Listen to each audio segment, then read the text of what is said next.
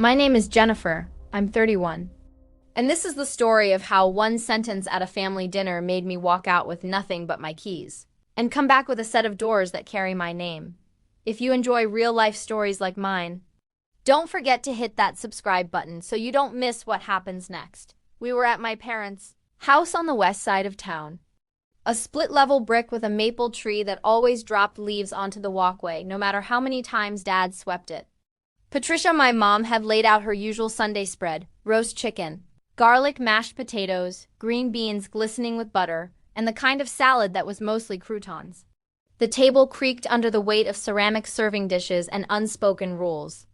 We had our places like always, Dad at the head, Mom on his right, my older brother James directly across from me, and my younger brother Michael squeezed between us, as if he could keep the peace by proximity. The food smelled like my childhood, safe, warm, and a bit heavy. What didn't smell like childhood was the hush that fell every time my phone vibrated. I had it face down, tucked by my napkin, but even a screen on silent can change the air. Dad noticed. He always did. "Work again?" he said, not looking up as he carved the chicken with the precision of a man who measures worth in straight lines. "It might be," I said, and reached for the green beans. One of the kitchens was short-staffed last night. "They want me to consult on a new menu." James smirked. "Consult," he said, like the word was a costume I wore to a party I wasn't invited to. "So, what is that tasting soup and telling people it needs salt?" "Sometimes it needs acid," I said, keeping my tone even. "Sometimes it needs the right story." Mom passed me the potatoes and touched my wrist, light as a moth. "We're just glad you're here, honey," she said. "You're always so busy lately. Your father misses you at the restaurant." Dad finally looked at me. His eyes are a pale blue that people used to call kind until they weren't. "We could have used your help this week," he said. "Friday was packed." "I sent over the prep schedule I made," I said. If James had stuck to it, the line wouldn't have bottlenecked on the grill. James's grin vanished. "We did fine. You ran out of the house. Burger at 8:30. People can order something else." I ate a forkful of potatoes and felt the old heat rise. The kind that starts behind your ribs and works forward. A slow burn born of 1,000 small dismissals. I had spent my high school nights in Dad's kitchen, fabricating chicken breasts to size and learning that a grill mark isn't just a mark, it's a promise. I learned that the difference between almost and right was 30 degrees and 30 seconds. I learned that if I did things quietly, I wouldn't be accused of showing off. I learned how to be invisible while doing essential work. Michael cleared his throat. "Jean actually helped me with my capstone last week," he said. "On Operations Flow." I shadowed her at. Dad cut him off. "Michael, we're eating." Mom tried another soft landing. "We're all proud of you, Mikey." Then to me, "And you, Jenny, your consulting thing. It's very modern. There are words people use when they don't know what you do but want credit for being supportive. Modern is one. Creative is another. Phase is the worst. Dad set down the carving knife. The metal clinked just enough to make me tuck my shoulders. He folded his hands. "Let's stop pretending," he said, looking at me, and then at the napkin next to my hand. "You're distracted. Again. And you've been elsewhere." "I've been working," I said. "Working where?" James said. "On Instagram." I looked at him. "I don't post my work." "That's exactly the problem," Dad said. "You don't build a life in corners. You build it at a table like this. You build it with your family." I breathed in. The rosemary on the chicken was perfect. The conversation wasn't. "I tried to build it with you," I said. "For years." "You tried to build something that isn't ours," Dad said. "With strangers. With investors. With," he made a vague gesture, "food people." I felt Michael glance at me. He's 26. And that year, just this year, his voice settled into the lower register that means people stop calling him kid. "He sees things now." "He always did, but now he says them sometimes." "You could have told us," Mom said. "We're your family." I will never know what made him choose that exact moment. Maybe it was the chicken or the way I'd said investors or the sight of my phone face down like a secret. He leaned forward and spoke with the deliberate calm of a man prepared to throw a match. You never belonged in this family, my father said. The sentence hung above the table like steam and then turned to ice. Forks paused midair. Michael froze with his water glass halfway to his mouth. James's eyebrows did a little climb, then settled into relief, like someone had finally said the quiet part out loud. Mom said my name. Only once, like she dropped it and couldn't find it under the tablecloth. I tasted salt, but not from tears. I put down my fork, folded my napkin, and placed it to the left of my plate. The room went very still. I thought for half a second of being 14 and cutting onions so my crying would look like chopping. I thought of a handwritten schedule taped to a walk-in door with my notes on par levels and yield loss that Dad had crumpled, without reading because James knew how the kitchen ran. I thought of the night I had come home smelling like roasted peppers, with a burn across my forearm, and Mom asked me if maybe I was making myself too busy. I looked at Dad. I held his gaze because someone had to. Thank you, I said. For what? He said. There was a tremor under the gravel, for clarity. Mom reached for my hand. I pulled back gently. If I let her touch me now, I would fold into the apology that had my name written in shrinking letters. I stood. The chair made the smallest sound against the tile. James smirked again, like he'd won something he didn't understand. That night changed everything. I would tell you if we were sitting together on a porch instead of through a screen. And that's exactly what it did. I picked up my phone, slid it into my pocket, and said, I'm going to get my coat. Where are you going? Mom asked. Home, I said. This is your home, Dad said. It was, I said, and walked down the hall in my old room, the one with shelves my dad and I had built out of pine when I was 12. I took a breath and dialed Mary. She answered on the second ring, voice low and steady like the start of a simmer. You okay? She asked. Mary never begins with small talk. Time is a real thing in a kitchen. You don't waste it if you know what you're doing. I think I'm done, I said. Done for tonight? She asked, the way people do when they know that's not what you mean. Done, I said, again. I'm ready. There was the tiniest pause, the sound of her covering the receiver. You got your car? She said, I have my keys. Then meet me at the corner lot in 30 minutes, she said. Linda's joining. We'll talk outside, walk the block. Bring your notebook.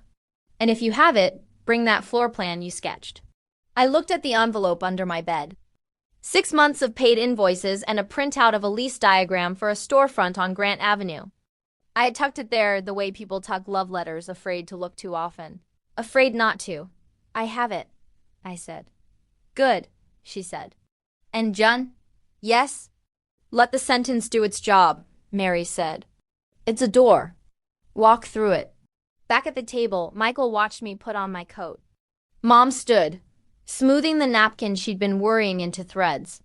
Dad stayed seated, the knife blade catching the pendant light. You're overreacting. James said, maybe, I said, zipping the coat. Or maybe I've been underreacting for 10 years. Jennifer, Mom said, and then stopped. She looked at Dad like he was a storm she could predict but not redirect. He kept his eyes on his plate. I could tell he wanted me to say something that would make his sentence back into air. I didn't. Michael, you can finish that project at my place this week, I said, as casually as I could. If you want. He nodded once, a small, grateful tilt. Text me the time, he said. I left without slamming the door. Outside, the air had the early winter bite that makes breath visible. I got in the car and let my forehead rest on the steering wheel for one counted breath. Then I drove. The corner lot was mostly empty. The convenience store threw a trapezoid of yellow light across the pavement. Mary stood at the edge of it, hands in her coat pockets, gray streaks in her hair lit like thread. Linda arrived a minute after me, brisk and neat, her scarf tied just so. She works in numbers, investments, projections, capital that behaves if you tell it the truth. Mary looked at me the way people look at a cake to see if it's set in the middle. Well?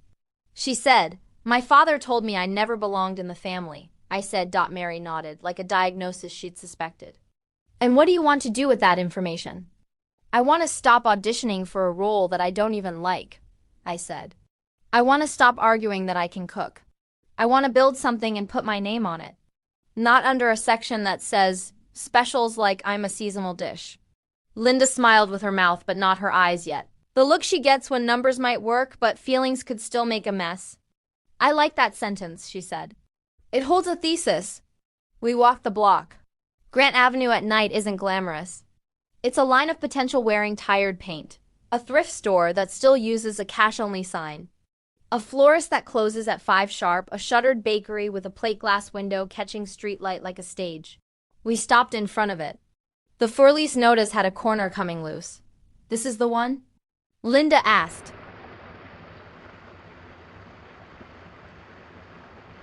I nodded. 72 seats if we do banquets. 8 at the bar, 6 at the chef's counter. I do a small menu that changes with the week and 2 staples that never move. Mary leaned down to read the specs. Plumbing already in, she said. That's money saved. The ceiling's low, but we can make it cozy with the right fixtures. I don't want it to be fancy, I said. I want it to be exact. Linda laughed under her breath. That's fancy, she said. Exact is the fanciest thing there is. We stood in silence. A bus groaned by, empty but for a driver learning a route. A couple walked past sharing fries from a paper cup. Their breath made little clouds you could mistake for speech bubbles. Mary put her hand on the glass. What's the name? She asked, not turning. I had written it and crossed it out and written it again. I had hidden it in the middle of lists, like a child writing their crush in the margins of algebra. Ellison, I said, and then corrected myself muscle memory from a longer past. No, they both looked at me. My name, I said. Just mine, Jennifer. Linda's eyebrow arched. You want a restaurant simply called Jennifer? I want a gate that says it, I said. If they come, they'll know what they're walking into. If they don't, the sign will still be true. Mary let out a slow breath that fogged the lower corner of the window. She drew a small line through it with her finger. Okay, she said. Let's talk terms. We'll need to secure the lease by Friday to keep your momentum. We'll outline your concept tight enough to sell to an investor group, but loose enough to pivot if the neighborhood surprises us. Linda took out her notebook. The small black one she carries that looks like it could fit in a back pocket but holds empires. What's the ask? She said, I told them. Not the dream number, the honest one. The number that covered the build-out, the permits, 6 months of operating loss, product, payroll, and me earning a modest salary instead of the nothing I'd earned for years. I told them where my savings sat and what I could bring. I told them I had menu drafts and supplier relationships and a list of line cooks who would take a risk for a stable schedule and a chef who didn't scream. Linda scribbled hard. She has neat handwriting even when she's excited. You're asking for less than a boutique gym franchise, she said, half to herself. Mary bumped her shoulder. That's because she knows how to cook and how to count, she said. That combination is rarer than truffles. I have one condition, Linda said, looking up at me. Her voice had that extra clarity it gets when she's about to push. We're partners on paper. Not helpers. Not background. Agreed, I said. I don't need credit. I need commitment. Mary chuckled. You'll get both if we do it right. Here's where things got complicated. You think leaving a dinner with a sentence in your pocket is the hard part. It's not. The hard part is acting like you meant it when the next morning. Looks like yesterday. I went home to my apartment, shoebox over a small insurance office where the radiator makes sounds. Like a kettle deciding not to boil, and I opened my laptop. I wrote the email to the landlord. I attached my financials. I wrote a short concept doc with words that made sense to people who count. Target per cover revenue.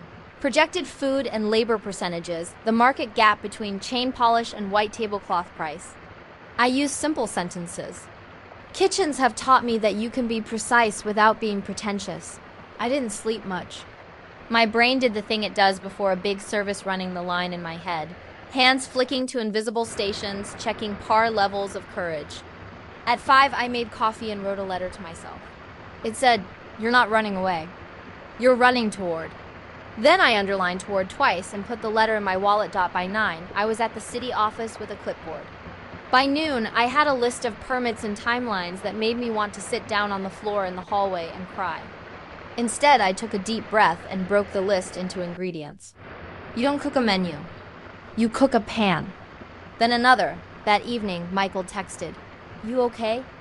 I sent, "Yes, thanks for asking."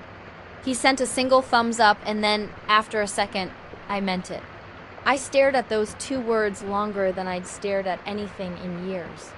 Then I put my phone down and went to my old binder of recipes. On the first page was the roast chicken my dad taught me when I was 16. It said, "Don't wash the bird. Dry it. Salt like you're not scared." I wrote a new note above it. "Open like you're not scared." I didn't go back to my parents' house that week. The next Sunday, I parked a block away and stood under the maple tree I'd grown up raking around. Through the front window, I could see the shape of dinner, the same choreographed ballet of plates and platitudes. I watched my father lift a glass, his head tilted toward my mother. I watched James say something that made her flat mouth smile. I watched Michael look toward the door. Then I turned and walked back to my car. I had a meeting with a contractor at 8 the next morning. 2 weeks later, the lease was signed. We stood on the sidewalk in front of the bakery without bread and passed the pen like it was a relay baton. "Congratulations," Linda said, shaking my hand like a colleague, not a charity. "You're officially in debt." "Best way to be," Mary said dryly. "Keeps the sauce from breaking." We opened the door with a key that stuck a little and stepped into dust that looked like possibility when you decided to call it that.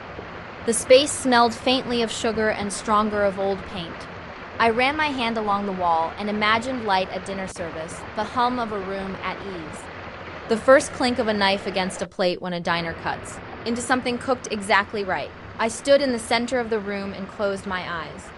I pictured a small gate, simple black steel, clean letters, nothing ornate. I pictured my name. I pictured my family walking under it one day, not because I begged them to, but because life would be life and hunger is democratic. "I don't want a grand opening," I said, eyes still shut. "I want a soft open. I want to get it right at 20 covers before we pretend we can handle 70. Mary's hand touched my shoulder. "That's the right sentence," she said.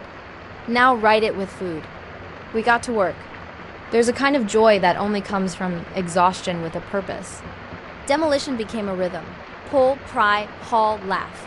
I learned the names of screws. I bought a drill that felt like a commitment. I paid invoices that made my stomach flip and then settle because the line meant something on both ends. I wrote a hiring post that said, "If you want to be yelled at, don't apply here.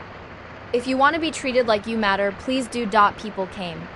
They always do when you build a room and leave the door open with good light. On a Tuesday afternoon, my phone buzzed while I was standing on a ladder, arguing with a pendant lamp that refused to hang level.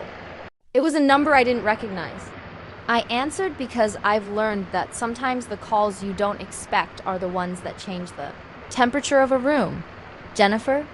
The voice said, male, polite, practiced. "This is Alex from City and Table magazine.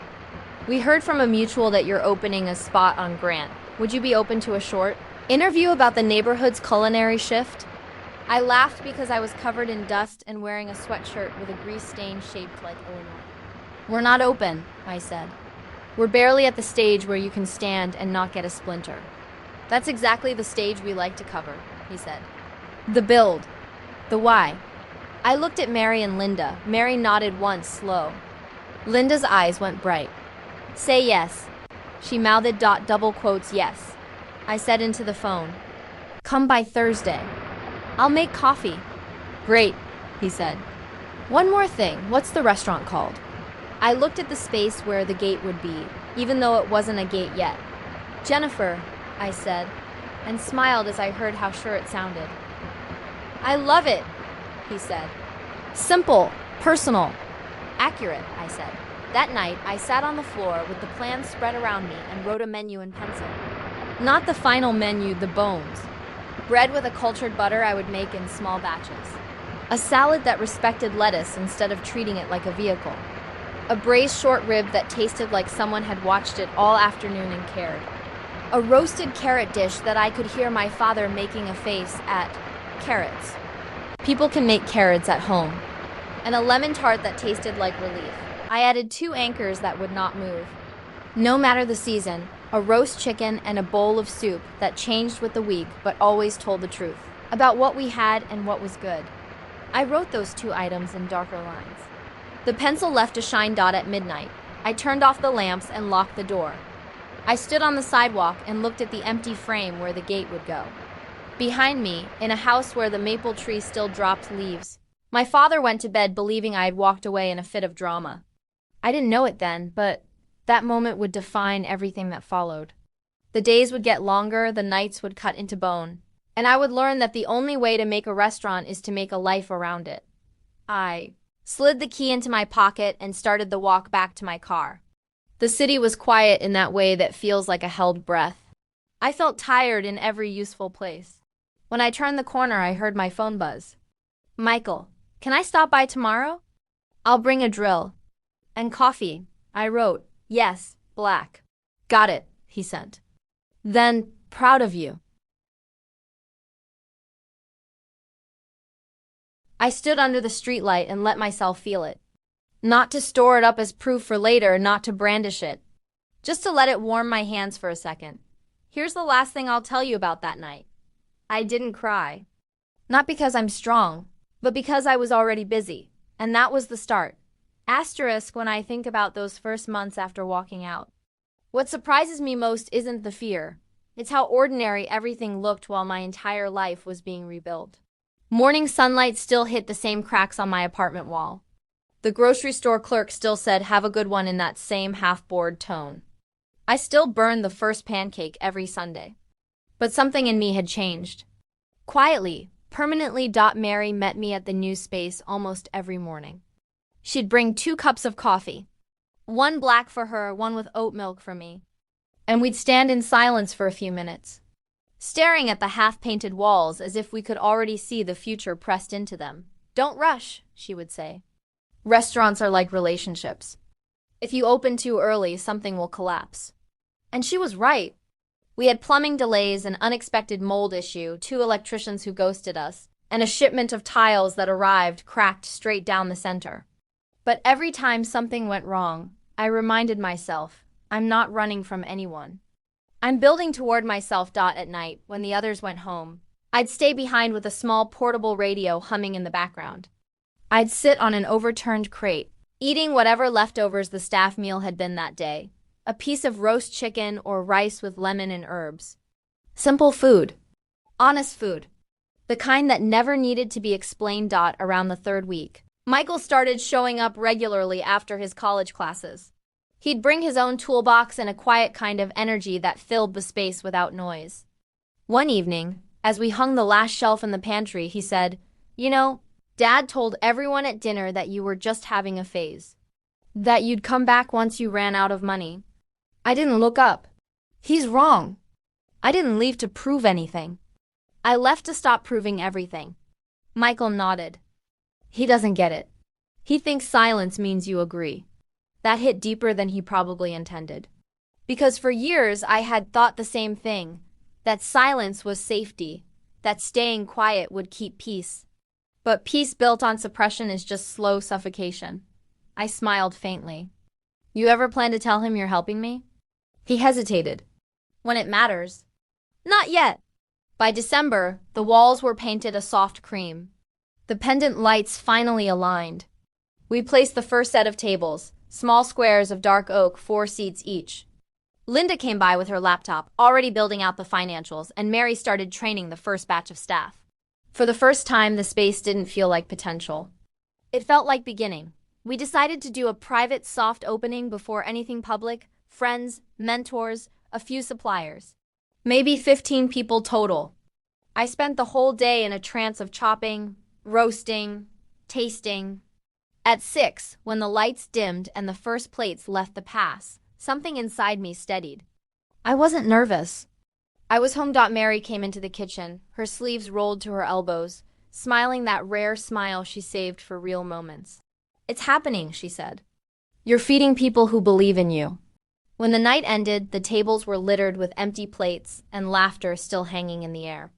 I stepped outside, breathing in the cold air, and looked at the gate, plain black iron, freshly installed just that morning. The metal letters gleamed under the STREETLIGH dot Jennifer dot nothing more, nothing less. That night I cried. Not out of sadness, but out of release, the kind you don't even notice you've been holding for years. A month later, a local food critic came by. A small column in a neighborhood magazine turned into a city feature.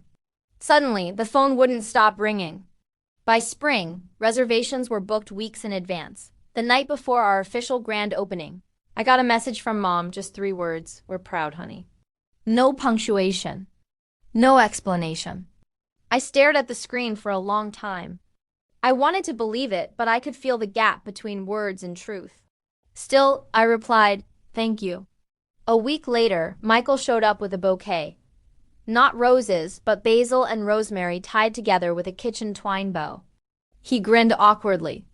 Mom said flowers. I thought herbs would last longer. I hugged him. "They're perfect." Then he added more quietly, "Dad's been different.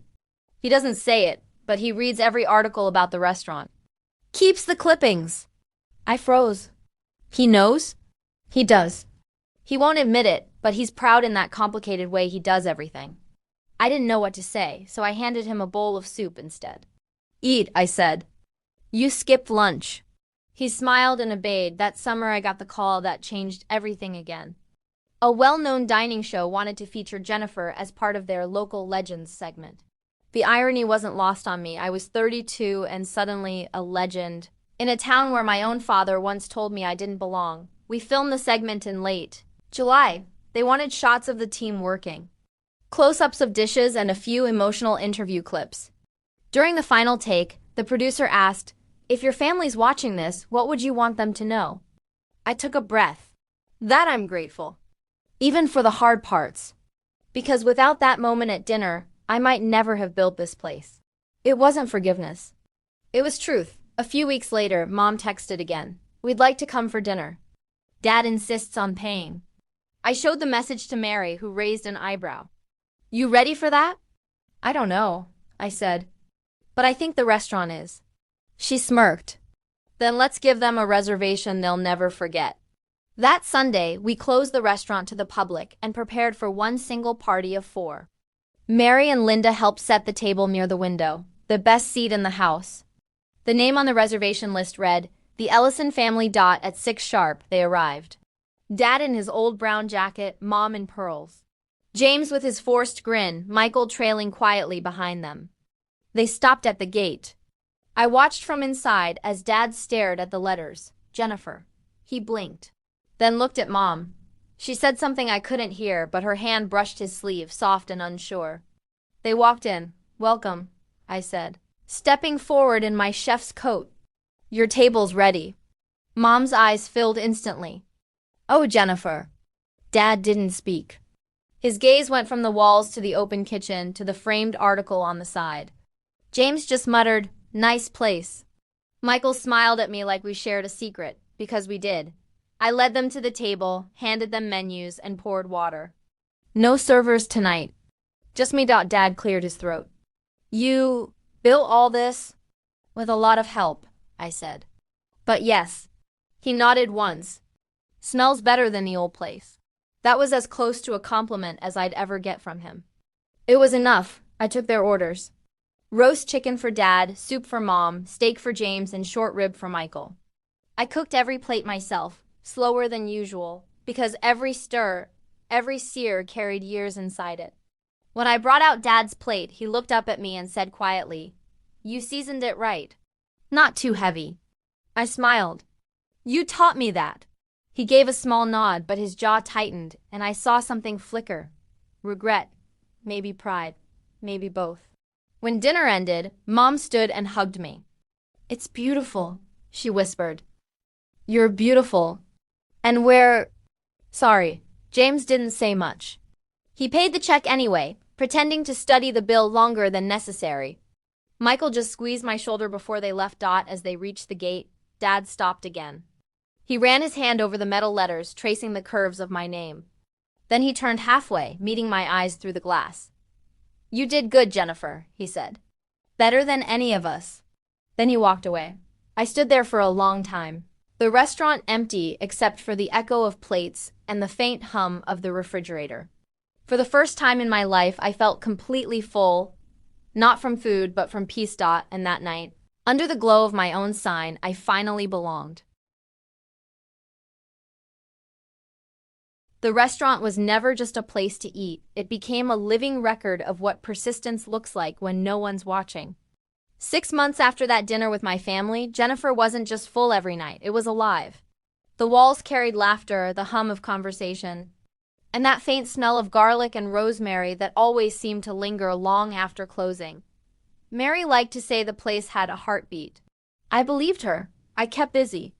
Not because I was afraid of slowing down, but because success carries its own kind of noise. Between supplier calls, new staff training, and an expansion proposal Linda was sketching out, there wasn't much time to think about how things used to be. Still, sometimes when I stepped outside at night, I'd look toward the street where my parents lived just 2 blocks away and wonder what kind of dinners they had now. Michael still visited often. He'd become our unofficial handyman and occasional sous chef when we were short-handed. Every time he came in, he'd have a new story about how Dad was getting softer, or how Mom had started clipping every article about me, tucking them into a photo album like old family pictures. One evening after closing, he stayed behind while I wiped down the counters. "They miss you, you know," he said quietly. "I miss them too," I admitted. "Just differently now." He nodded, understanding more than I said. "Mom's been talking about selling the house. It's too big for them now. Dad's thinking about retiring." I paused mid-wipe. "Retiring?" "Yeah," Michael said. "The old restaurant isn't what it used to be. Business dropped after you left. James tried to run things his way, but..." He hesitated. "It's been rough." I didn't say anything. There was no joy in hearing that the place I'd spent half my life inside was falling apart. But maybe some endings were necessary before anything new could grow. A few weeks later, I got an unexpected text from Mom. "Your father isn't well." "Nothing serious. Just tired. Would you come by sometime?" I read it 3 times before answering. "Of course, tomorrow." When I arrived, the house looked smaller. The maple tree out front was bare now, branches reaching up like hands frozen mid-apology. Mom opened the door before I knocked.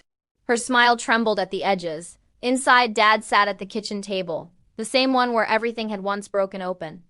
He looked older, thinner. A cane rested beside his chair. "Hey," I said softly. He looked up. "You came." I did.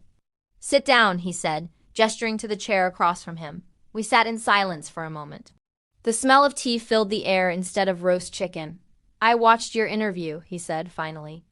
"The one on TV." "Oh?" He nodded slowly. "You said..."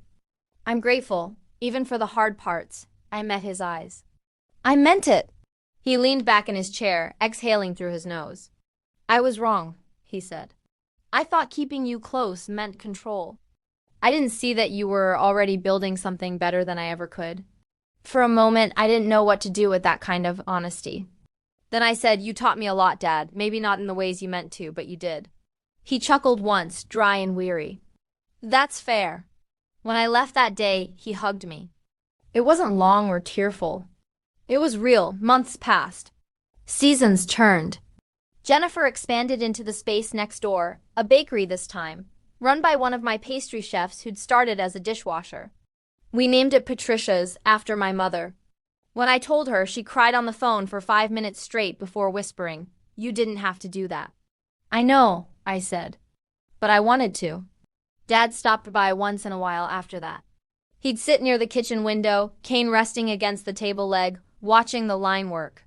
He never interfered, never offered advice, just watched. One night, after a particularly busy dinner service, he caught me near the host stand.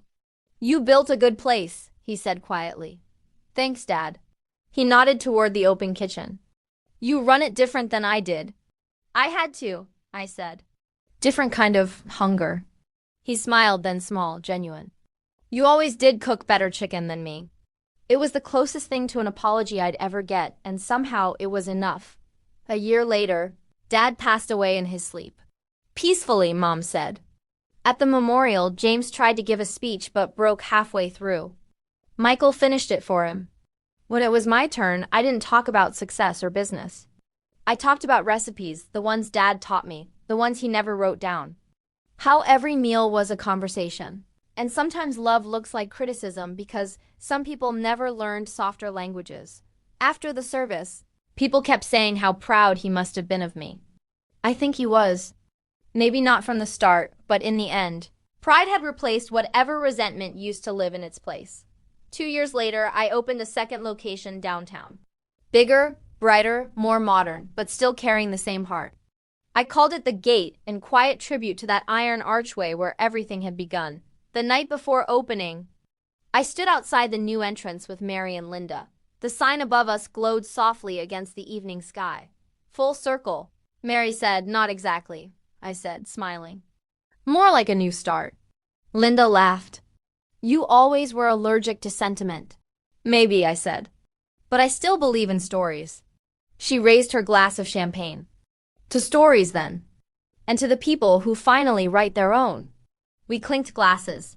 A few months later, Mom visited the new place. She brought a pie she'd baked herself, a little overdone on the edges, but made with care. It's not much, she said shyly. But I wanted to contribute something. I took the pie from her hands and smiled. It's perfect, Mom. We sat together in one of the corner booths. For the first time, the silence between us felt comfortable. I still remember that dinner, she said after a while. The one where your father said what he said. I looked out at the restaurant, full of strangers eating food that carried my story. So do I said. She nodded. You know, he regretted it. Every single day. I know, I said. But maybe he had to say it. Otherwise, I'd never have left. We sat there quietly for a while, watching the waiters move between tables, the hum of laughter, the music playing low in the background. Finally, Mom reached across the table and took my hand. You did it, Jennifer, she said softly. You built something beautiful. I squeezed her hand. We all did, Mom, just in different kitchens. That night, after she left, I locked up and stood under the sign again. The glow from the letters spilled onto the sidewalk, and I realized something simple but true. The words that once broke me had become the foundation for everything I built. Family isn't just where you start, I whispered to myself. It's what you create when you finally know who you are. And as I turned off the lights and walked toward the quiet street, I felt at peace, steady and whole, exactly like the heartbeat Mary had promised me all those years ago. Because sometimes, the best revenge isn't proving someone wrong. It's building something so genuine that it no longer matters who doubted you.